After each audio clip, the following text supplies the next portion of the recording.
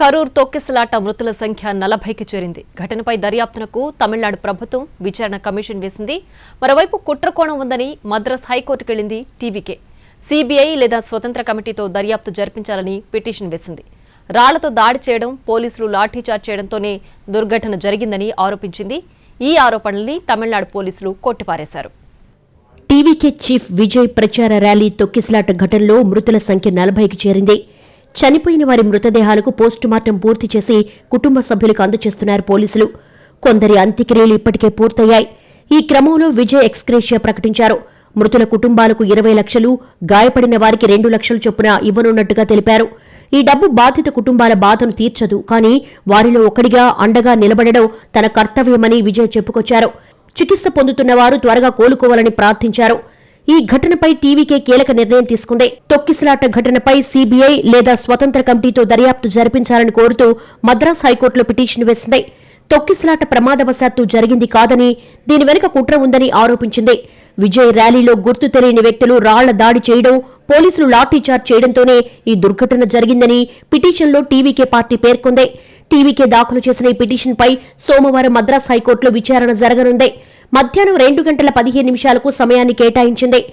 కొందరు రాళ్లు రువ్వడంతో పాటు పోలీసులు లాఠీచార్జ్ చేయడంతో గందరగోళ పరిస్థితులు నెలకొన్నట్లుగా టీవీకే చేస్తున్న ఆరోపణలు అవాస్తవమని తమిళనాడు పోలీసు ఉన్నతాధికారులు స్పష్టం చేశారు. పార్టీ నేతలపై, ప్రజలపై ఎటువంటి దాడి జరగలేదని చెప్పారు. షెడ్యూల్ ప్రకారం కాకుండా విజయ్ చాలా ఆలస్యంగా ర్యాలీకి రావడం, 10,000 మందికి మాత్రమే అనుమతి ఇవ్వగా అంతకంటే ఎక్కువ మంది అక్కడికి రావడమే కారణమని చెప్పారు. This was not accepted by the police because it was considered to be a high risk place, considering a large petrol station on the left side and the river Amravati bridge on the right side. So the officers decided it's not advisable to give permission there. So they asked for one more place called the Ulavar Chandai. So that was also examined, and they told them that also the kind of capacity that you're going to bring is not going to accommodate in that place.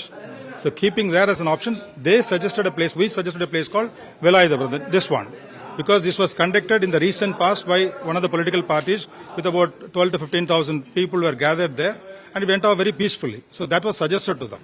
In all these places, only thing is the crowd that is coming behind the vehicle and also joining the place where the meeting is happening.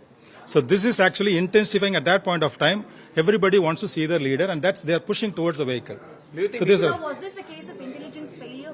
That's because a lot of youngsters who are not even willing to listen to anybody, even to the volunteers, the bouncers, whomever they bring them. That's the thing. ఘటనపై దర్యాప్తునకు తమిళనాడు సర్కార్ విచారణ commission ఏర్పాటు చేసింది. విచారణకు retired high court న్యాయమూర్తి నేతృత్వంలో కమిషన్ను నియమించినట్లుగా CM Stalin తెలిపారు. విచారణ అనంతరం నిజానిజాలు బయటపడతాయన్నారు. రాజకీయ ఉద్దేశంతో తాను వ్యాఖ్యలు చేయటం లేదని స్పష్టం చేశారు. విచారణలో నిజాలు బయటకొచ్చాక బాధ్యులపై కఠిన చర్యలు తీసుకుంటామని చెప్పారు. మరోవైపు కరూర్ ఘటనలో విజయ్ తప్పేమీ లేదన్నారు బీజేపీ నేత అన్నామలై. రాష్ట్ర పోలీసులు, ఇంటెలిజెన్స్ క్రౌడ్ ను అంచనా వేయడంలో విఫలమయ్యాయని ఆరోపించారు. అలాగే సరిపడినంత మంది పోలీసులు ఎందుకు మోహరించలేదని ప్రశ్నించారు. ఇక తొక్కిసలాటలకు బాధ్యులుగా TVK party general secretary Anand, joint secretary Nirmal Kumar, Karur జిల్లా టీవీకే పార్టీ కార్యదర్శిపై పోలీసులు ఎఫ్ఐఆర్ ఫైల్ చేశారు. ఈ క్రమంలో తొక్కిసలాట వెనక కుట్ర ఉందంటూ టీవీకే పార్టీ కోర్టును ఆశ్రయించడం చర్చనీయాంశంగా మారింది.